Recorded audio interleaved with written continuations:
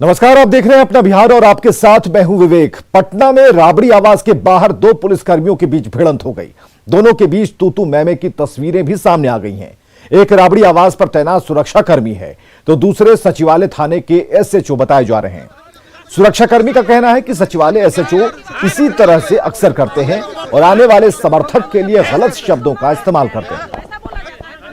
नौबत हाथापाई की भी आ गई है यहाँ पर, और देखिए जो सुरक्षा कर्मी है वो आपस में ही यहाँ पर भिड़ गए हैं। गोली तो तोरा नहीं कितना गोली चलाया भेजते हैं हम रिपोर्ट। आप इसमें कैंपस में कैसे आ गए? इस कैंपस में आप कैसे आ गए? यहाँ 10 नंबर के कैसे आप आ गए?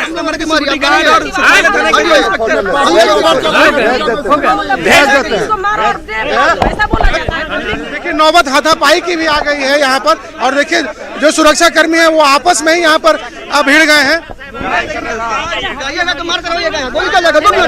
मीटिंग है विधायक चुप रहेगी, बोलेगी ज्यादा नहीं, अब बहुत ज्यादा मत बोलिए। हमारे यहाँ मीटिंग है, जो है वो यहाँ रहे, ठीक है। बाकी लोग आएंगे, लोग आएंगे। सर आप देखिए, आप जो अभी बोल रहे हैं इस ढंग से नहीं बोल रहे थे। तो कहाँ हम बोले? सुनिए पहले, आप पहले चमड़ी फाड़ सुनिए, सबको झूठे मत कराइए।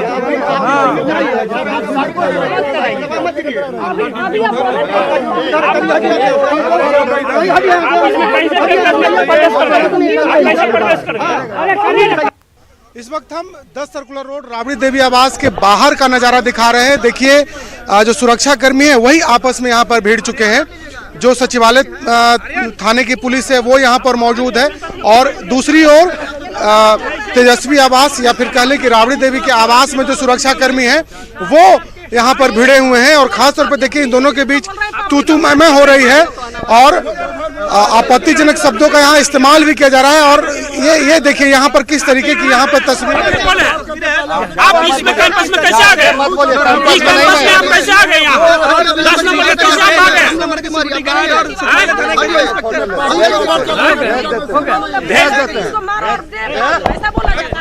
देखिए नौबत हाथापाई की भी आ गई है यहाँ पर, और देखिए जो सुरक्षा कर्मी है वो आपस में ही यहाँ पर भिड़ गए हैं। गोली तो तोरा नहीं कितना गोली चलाया भेजते हैं हम रिपोर्ट। क्या हुआ है? आप यहाँ पर आए थे? कुछ नहीं है, कुछ नहीं, आपस की बात है। तो जी क्या हुआ? कुछ नहीं हुआ। यहाँ पे जो अनावश्यक लोग थे उनको हटाया गया, उस पे ये लोग रिएक्ट कर रहे हैं, यही बात है। क्यों, मतलब क्यों? इनका कहना है कि वो विधायक दल की बैठक है इसलिए वो आ रहे हैं। नहीं, ऐसी बात नहीं है, ऐसी बात नहीं है। कुछ नहीं हुआ है, बस ठीक है, आप जाइए।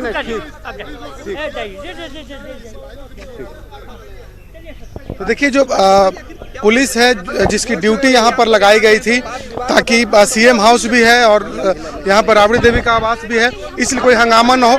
क्या हुआ है मैडम? यहाँ पर ड्यूटी कर रहे हैं और आगे यहाँ पे पब्लिक आई थी, उन लोगों को बोल रहे हैं कि मार के भगा दो और दे फाड़ो इन लोग को। आप हम लोग यहाँ पे ड्यूटी कर रहे हैं, हम लोग को भी डांट रहे हैं। सचिवालय थाना से आए हुए हैं, बताइए हम लोग ड्यूटी अपना नहीं कर रहे हैं। रोज होता है क्या यहाँ पर सचिवालय पुलिस आकर किस तरीके से? ऐसा करती है, ये जब आते हैं जब ये ऐसे ही करते रहते हैं। बराबर करते हैं। पब्लिक आई थी, आने का प्रवेश करने का थी है, इसमें आके हम लोग को भी डांट रहे हैं। क्या आप लोग को क्या बोलते हैं? कह रहे हैं कि मार के दे फाड़ दीजिए, उन लोग को बुलाइए। जो मिलने वाले आते हैं? हाँ, हम लोग सुरक्षा कर्मी ना हैं।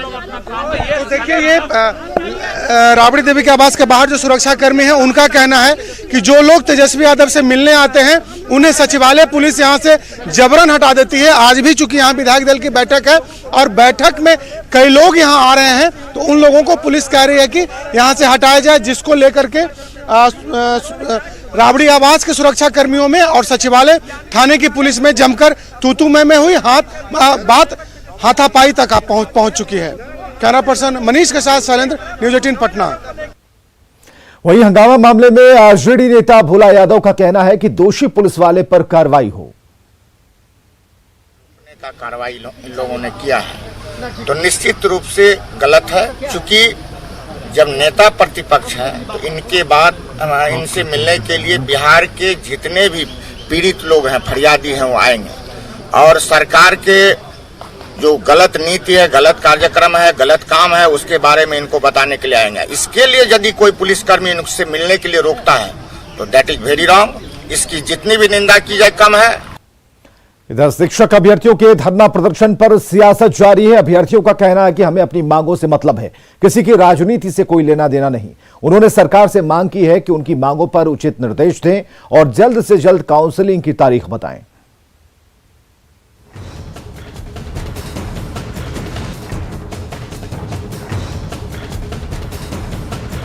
शिक्षक अभ्यर्थियों के धरने पर तेजस्वी के पहुंचने पर सियासत जारी है। सत्ताधारी दल में उन पर ड्रामा करने और राजनीति चमकाने का आरोप लगाया। वहीं आरजेडी कांग्रेस का कहना है कि वो जनता के मुद्दे उठा रहे हैं। देखिए, तेजस्वी यादव जी 2 दिन से लगातार घूम के ड्रामा कर रहे हैं, अधिकारियों को फोन लगा रहे हैं, तभी भी अपने आप को बिहार के उप मुख्यमंत्री समझ रहे हैं। नौमा फेलो जो व्यक्ति तेजस्वी यादव जी है, वो शिक्षक से क्या बात करेंगे? अरे पहले अपने माता पिता से पूछ लेना कि उनके 15 साल के शासनकाल में शिक्षकों को वेतन मिलता था क्या? जब से नीतीश कुमार जी बिहार का सत्ता संभाले तब से नीतीश कुमार जी अनवरत शिक्षकों के लिए काम किया है। ये ड्रामा बंद करे और पहले अपने माता पिता से पूछ ले शिक्षकों का हाल 15 साल में क्या था। तेजस्वी यादव सत्ता में नहीं है और जिस प्रकार से सत्ता का हुकूम दिखा रहे हैं, पदाधिकारियों को फोन कर करके हड़काने का काम कर रहे हैं और जो धरने पर बैठे हैं, जो हड़ताल कर रहे हैं, आंदोलन कर रहे हैं, उनको बहकाने का काम कर रहे हैं, सरकार के खिलाफ अव्यवस्था फैलाने का काम कर रहे हैं। ये कहीं से कहीं जो है कहीं ना कहीं बिहार को अव्यवस्थित करना चाहते हैं तेजस्वी यादव अपनी राजनीति चमकाने के लिए। तेजस्वी यादव डिप्टी सीएम समझ रहे हैं या नहीं समझ रहे हैं, लेकिन तेजस्वी यादव बिहार के सबसे बड़े दल के नेता हैं और प्रतिपक्ष के नेता हैं। जनता के जो भी समस्या होगा विरोधी के में होने के कारण हम उनकी आवाज़ उठाएंगे। और टीईटी शिक्षकों का जो मामला है बहुत गंभीर मामला है। न्यायालय के आदेश के बावजूद 94,000 शिक्षकों की बहाली नहीं हो रही है। अभ्यर्थी धरना पे है, उन पर लाठियां चटकाई जा रही है, उनको प्रताड़ित किया जा रहा है और पद रिक्त है। जेडीयू के लोग कह रहे हैं तेजस्वी यादव जी डिप्टी सीएम अपने को ना समझे। अरे तेजस्वी यादव जी तो जनता के सीएम हैं, जनता के आशीर्वाद से सबसे बड़े दल के नेता हैं सदन में और नेता विरोधी दल हैं। इस नाते तेजस्वी यादव जी का भी दायित्व है, जिम्मेवारी है कि जो हिटलर शाही और तानाशाही रवैया सरकार कर रही है, टीईटी पास अभ्यर्थियों के साथ जब माननीय उच्च न्यायालय का आदेश है उनको नियुक्ति देने के बदले वो लाठियां बरसा रहे हैं, तो तेजस्वी यादव जी उनके साथ खड़े हैं। इधर बिहार में आरजेडी 24 जनवरी से 30 जनवरी तक किसान जागरूकता सप्ताह मनाएगी। बैठक के बाद नेता प्रतिपक्ष तेजस्वी यादव ने कहा कि बिहार में किसानों की स्थिति काफी दयनीय है। किसानों की समस्या दिन पर दिन बढ़ती जा रही है, इसलिए उनकी पार्टी किसानों के साथ खड़ी है।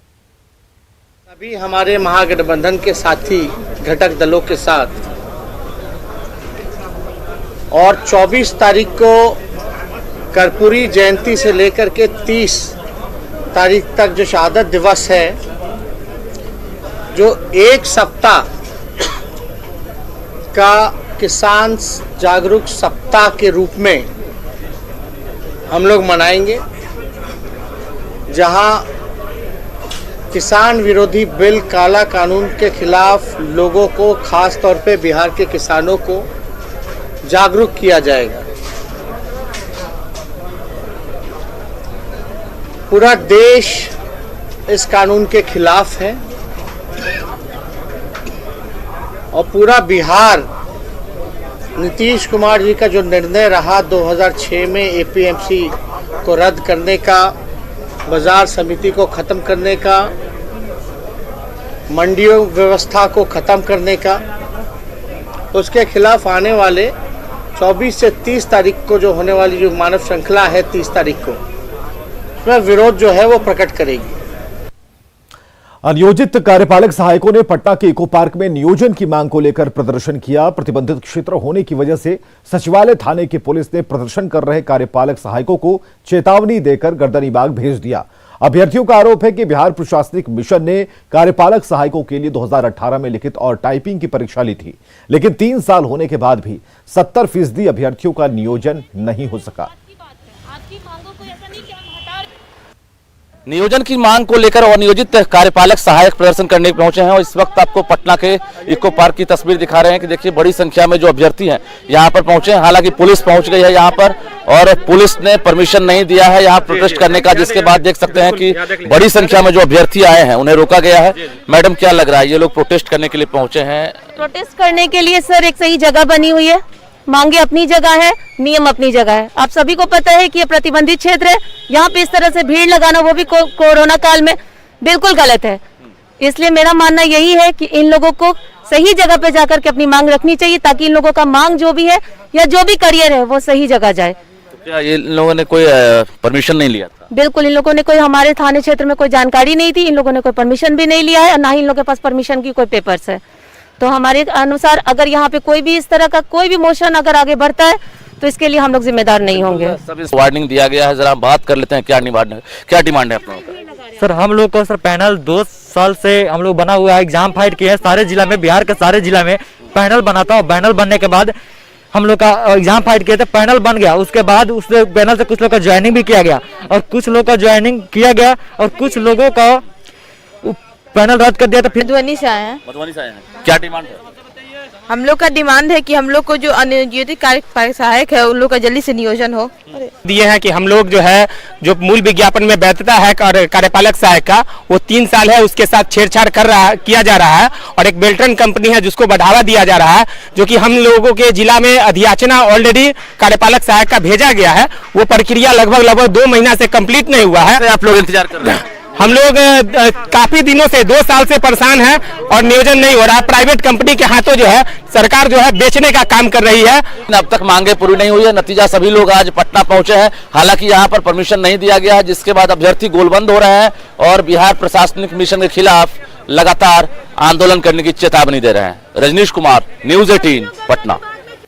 प्रखंड और जिला कार्यालयों में नियुक्ति की मांग को लेकर प्रदर्शन कर रहे कार्यपालक सहायक अभ्यर्थियों को पुलिस ने खदेड़ दिया। अभ्यर्थी बीपीएसएम ऑफिस के पास प्रदर्शन कर रहे थे और इसी दौरान उनकी पुलिस से नोकझोंक हो गई, जिसके बाद उन्हें वहां से हटाया गया। और इन अभ्यर्थियों का आरोप है कि 3 साल पहले उनकी लिखित और टाइपिंग की परीक्षा ली गई।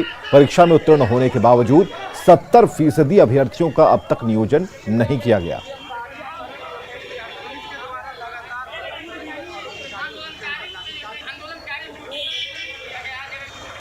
बीजेपी के राष्ट्रीय प्रवक्ता शाहनवाज हुसैन ने कहा है कि उन्हें बिहार में जिम्मेदारी मिली है और वे केंद्र में भी बिहार का प्रतिनिधित्व करते रहे हैं। मंत्री बनने के सवाल पर उन्होंने कहा कि इसके बारे में उन्हें कोई जानकारी नहीं है, लेकिन जो जिम्मेदारी दी जा रही है उसे वे पूरा करेंगे। बीजेपी के राष्ट्रीय प्रवक्ता सैयद शाहनवाज हुसैन, उनसे हम बात करते हैं। सर, केंद्र में के बाद अब बिहार में बड़ी जिम्मेदारी दी गई, कैसे देखते हैं सर इसे? देखिए, बिहार के अंदर विधान परिषद का सदस्य मेरी पार्टी ने मुझे मनोनीत किया है और बिहार की जनता की खिदमत में भेजा है।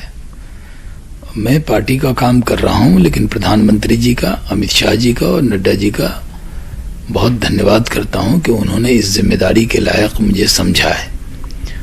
मैं सांसद था, मंत्री था, तब भी बिहार के लिए काम करता था।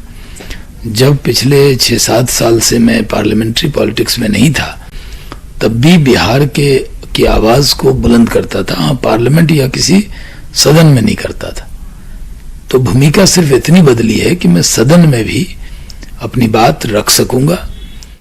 पटना के लोग जाम से परेशान हैं। पटना जंक्शन से बाहर निकलते ही हर तरफ जाम लगा दिखता है। पूरे इलाके में अतिक्रमण है, कहीं दुकानें लगी हैं तो कहीं बस और टेम्पो सड़क पर ही लगे रहते हैं। हाल यह है कि ट्रैफिक पुलिस भी खुद को बेबस पाते हैं। स्मार्ट शहर पटना पर यहाँ हुए अतिक्रमण और जाम ने पूरे पटना को बदरंग बना दिया है। अगर पहली बार अगर कोई पटना जंक्शन पहुँचता है तो ये ज़रा देखिए कि उसके सामने सबसे पहली तस्वीर कौन सी बनती है। कि अगर कोई पटना पहुँचता है तो ये पटना का जंक्शन है और वहाँ से जैसे ही वो अगर बाहर निकलता है तो उसके सामने जो है वो सबसे पहली तस्वीर जो हम आपको दिखाते हैं कि ये देखिए, यहाँ पे लगभग 40 से 50 फीट चौड़ी सड़क है, लेकिन वो सिर्फ 10 फीट में सिमट करके रह गई है। क्यों? क्योंकि आप ज़रा देखिए कि पूरे सड़क के दोनों किनारे कैसे दुकानदार और तमाम लोगों के द्वारा जो है वो अतिक्रमण हुआ है और पूरी स्थिति जो है वो इसी तरह से बनी हुई है। ये ज़रा देखिए, हम आपको यहाँ पे दिखाते हैं कि ये यहाँ से निकलना मुश्किल है। यहाँ से अगर आप निकलना चाहें तो घंटों आपको लग जाएंगे महज 500 मीटर निकलने में। और ये सड़क कितनी पतली हो गई है, ये ज़रा देखिए कि चारों तरफ जो है वो अतिक्रमण है। और ये अतिक्रमण ऐसा नहीं है कि ये पहली बार हुआ है, यहाँ पे दर्जनों बार पुलिस महकमे के द्वारा, अधिकारियों के द्वारा यहाँ से हटाया गया है, लेकिन यहाँ पे कोई फर्क नहीं पड़ता। यहाँ पे अब भाई साहब कहाँ से? हाँ, हम फतेहपुर से, परवलपुर फतेहपुर से। ये पटना में जैसे ही घुसते हैं आप देखते हैं तो चारों तरफ जाम लगा हुआ है। हाँ सर, जाम ऐसा है कि बहुत सारी बड़ी बड़ी गाड़ियाँ हैं, ट्रैफिक व्यवस्था बढ़िया नहीं है और पुलिस लोग बैठे रहते हैं पैसा तहसीलने के लिए। या गांधी मैदान की तरफ अगर आपको जाना हो तो इस रास्ते से आप जा सकते हैं, लेकिन यहाँ पे भी थोड़ा जाम की स्थिति ज़रा देखिए कि कैसे यहाँ पे जाम लगा हुआ है और पूरी व्यवस्था जो है वो चौपट हो गई है। यहाँ पे आपको ट्रैफिक पुलिस जो है वो नज़र आएंगे, लेकिन महज जो है वो अपना काम जो है यहाँ पे खड़े होकर के अपना काम कर रहे हैं। यहाँ पे बसें खड़ी रहेंगी, जाम रहेगा, लेकिन कोई जो है वो देखने वाला नहीं है। और हम यहाँ पे इतना जाम है, गाड़ियाँ लगी हुई हैं, निकल नहीं रही है। बस के चलते, सरकारी बस के चलते वो बहाता नहीं, हम लोग ठोकते रहते हैं, धीरे धीरे खसकता है। चारों तरफ यहाँ पे इसको बस स्टैंड बना दिया गया है। बस स्टैंड है नहीं, बस इतना ना है कि हम लोग हाँकते हाँकते एथी हो जाते, तंग आ जाते। सुनते नहीं है लोग? नहीं सुनता है लोग। तो ऐसे ही रहेगा मतलब जाम? नहीं, ऐसा ही कि हम लोग चौराहा एक चौराहा हम लोग लगे रहते हैं, हम लोग लगे रहते हैं इसी में। दिन भर हम लोग हाँकते रहते, देखते हैं ये डंडा देख रहे हैं ना, मारते मारते दम आ जाता है। फिर भी नहीं सुनते हैं लोग? नहीं सुनते। चारों तरफ जाम ही है। ये जरा सुनिए कि यहाँ पे ट्रैफिक पुलिस है, इनका कहना है कि थक जाते हैं लेकिन यहाँ पे सुनने वाला कोई नहीं। इधर पटना में एएनएम नर्सों की बहाली प्रक्रिया लॉटरी सिस्टम से हो रही है। लॉटरी के जरिए ही पोस्टिंग हो रही है और इसके लिए सिविल सर्जन कार्यालय में लंबी कतार लगी है। नौकरी को लेकर सभी में उत्साह है। पटना जिले में एएनएम की बहाली प्रक्रिया जारी है। आपको अनोखी तस्वीर दिखा पा रहे हैं सिविल सर्जन कार्यालय की, जहां पर देख सकते हैं कि लंबी कतार लगी हुई है और अंदर में लॉटरी सिस्टम के माध्यम से पोस्टिंग दी जा रही है। ये तस्वीर आप नहीं देखे होंगे इससे पहले कि जो एएनएम है उनको बहाल किया जा रहा है। यानी पटना जिले के लिए 120 रिक्तियां निकाली गई थी अर्बन पीएससी के लिए, और पटना जिले में 23 अर्बन पीएससी हैं जहां पर विभिन्न जगहों में अलग अलग जगहों पर पोस्टिंग हो रही है। और पोस्टिंग के लिए देख सकते हैं कि जब एग्जाम पास करने के बाद जब बहाली प्रक्रिया हो रही है तो कैसे लॉटरी के माध्यम से इन लोगों की पोस्टिंग हो रही है। जरा देखिए, और उत्साह भी होगा क्योंकि नौकरी मिल रही है। हम कुछ अभ्यर्थी हैं, उनसे बात करते हैं, कितनी खुशी हो रही है? बहुत खुशी हो रही है सर। सरकारी नौकरी मिल रही है ना? जी सर। लॉटरी के माध्यम से होगा? जी जी। यहाँ भी किस्मत जी। मैडम अंदर में लॉटरी सिस्टम से सारे लोगों को अपना जगह पे पोस्टिंग करवा। टेंशन वही है कि कहाँ पोस्टिंग मिलता है, यदि घर के नजदीक मिल जाए तो और अच्छी है, कहीं भी मिले करना ही है बस। पटना जिले में कहाँ चाहती हैं? जी मैं तो पटना खुर्जी से हूँ, तो चाहती हूँ कि खुर्जी के आसपास ही मिले। चाहत तो पास के अस्पताल की है, लेकिन किस्मत में जो होगा वो भी मंजूर है, यही सोच रही हैं यहाँ के एएनएम। और आपको तस्वीर दिखा रहे हैं कि यही वो कक्ष है और इसमें लॉटरी के माध्यम से बारी बारी से सभी को यहाँ पर पोस्टिंग दिया जा रहा है। और देखिए ये अनोखी तस्वीर अंदर हम लिए चलते हैं। यहाँ डॉक्टरों का पैनल है और डॉक्टरों की पैनल की मौजूदगी में देख सकते हैं यही वो पर्चा है। और ये अनोखी तस्वीर आपको दिखा रहे हैं कि देखिए बारी बारी सभी नर्सें आ रही हैं और पर्चा उठा रही हैं। यहाँ देखिए आप, यही वो पर्चा है। जरा देखिए, लॉटरी है और पोस्टिंग की जो प्रक्रिया है, ये प्रक्रिया आप इससे पहले नहीं देखे होंगे, लेकिन आपको दिखा रहे हैं कि देखिए जिनके किस्मत में जहां होगा लिखा वही मिलेगा। तो ये पर्चा बहुत कुछ बयां कर रहा है। जरा सिविल सर्जन है पटना की, उनसे बात करेंगे, डॉक्टर विभा कुमारी सिंह। मैडम, क्या लग रहा है, कितनी वैकेंसी निकली थी और जो बहाली प्रक्रिया है कैसे चल रही है? 120 की वैकेंसी निकली थी, जिसमें आज 117 लोग आए हुए हैं। इन्हें लॉटरी सिस्टम के द्वारा हम इनका जो जहाँ पर इनको पोस्ट करना है उसकी चुनने के लिए स्वच्छंद छोड़ दिए हैं कि आप अपने मन से एक टिकट उठाइए जिसमें आपका आएगा, अपना दस्तखत कीजिए उसके सामने और याद रखिए आपको उस नाम से लेटर चला जाएगा। मतलब कोई अगर सोच ले कि बगल के अस्पताल में जाएंगे तो ऐसा संभव नहीं है? अभी तो संभव नहीं है। तो इक्वलिटी है और देख सकते हैं किसी के मन में कोई सवाल नहीं हो, इसको लेकर ये सिस्टम अपनाया गया है। जाहिर है 120 पदों पर बहाली हो रही है जिसको लेकर एएनएम कतार में है और जिनके किस्मत में जो लिखा होगा वहीं उनकी पोस्टिंग होगी। रजनीश कुमार, न्यूज़ 18, पटना। फिल्म तांडव में हिंदू आस्था पर ठेस पहुंचाने के विरोध में पटना के लोगों ने गधा जुलूस निकाला। इस दौरान लोगों ने सैफ अली खान, अली अब्बास और तांडव के कलाकारों का पोस्टर गधे के गले में बांधकर घुमाया और कलाकारों के प्रति विरोध जताया। अली अब्बास हाय हाय हाय हाय हाय हाय, बंद करो भाई, बंद करो, बंद करो भाई, बंद करो, तांडव को बंद करो। वो क्या है जो हम सभी को भारतीय होने पर गर्व महसूस करवाता है, साथ ही हमें बाकी दुनिया से अलग करता है? दरअसल वो है हमारी आत्मनिर्भर होने की क्षमता, हमारे अंदर आत्मसम्मान की भावना का होना। नेटवर्क 18 की पहल और आईटीसी की ओर से प्रस्तुत स्वाभिमान भारत एक ऐसा ही इनिशिएटिव है जो आपको देश भर से ऐसे भारतीयों की कहानियां दिखाएगा जो सरकार की मदद के बिना समस्याओं का समाधान कर रहे हैं। नवाचार और उपलब्धियों की ऐसी कहानियां हमें बताती हैं कि एक राष्ट्र के रूप में हम कितने सबल हैं। ये कहानी एक फिनटेक स्टार्टअप की है।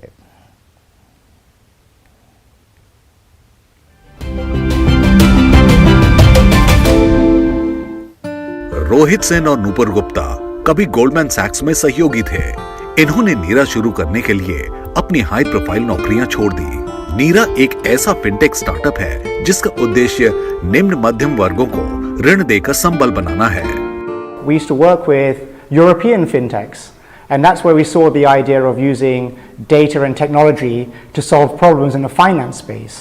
And what we realized was the impact it could have here in India was far bigger than anything over there. नीरा भारतीयों को जरूरत के समय में ऋण मुहैया कराता है।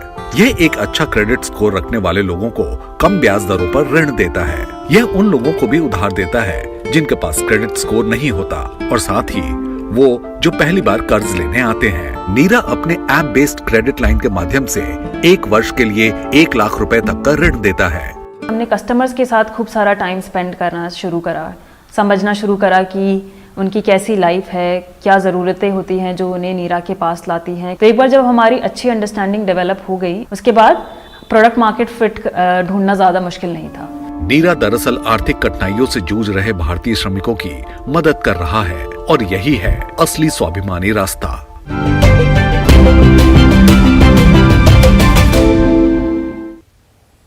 भारत से ऐसी सफलता की और कहानियां देखने के लिए बने रहें नेटवर्क 18 की खास पहल आईटीसी प्रेजेंट्स स्वाभिमान भारत के साथ। खबरें अभी भी जारी हैं।